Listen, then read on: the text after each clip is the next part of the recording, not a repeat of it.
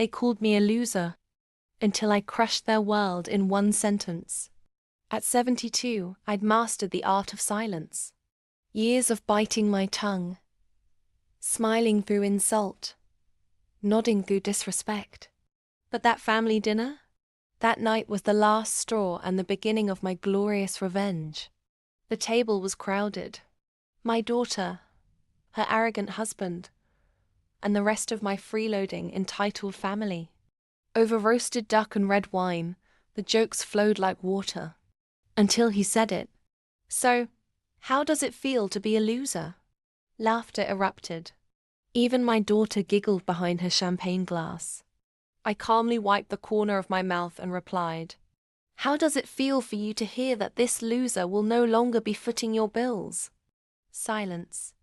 A delicious, pin-drop silence. Then chaos exploded.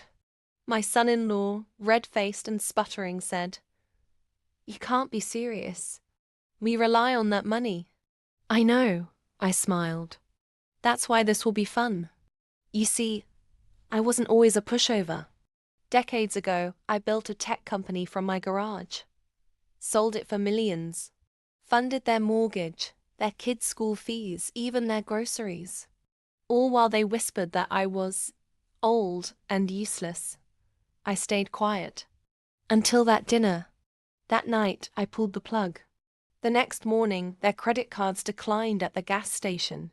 My son-in-law's luxury car was towed. It was leased under my name. I called the school and pulled out the tuition payments. My daughter's spa membership? Gone. Their nanny?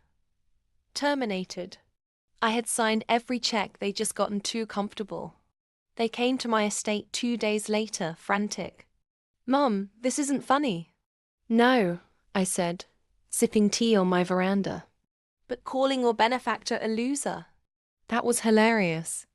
I then handed them each a folder. Inside, legal documents transferring all my assets to a scholarship foundation for underprivileged girls in STEM. My estate?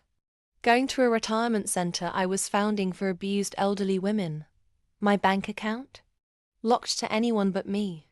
My daughter cried. My son-in-law yelled.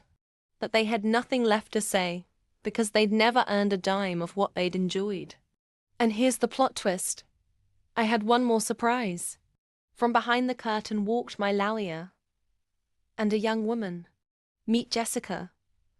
She's my former housekeeper's daughter. She just graduated top of her class in engineering.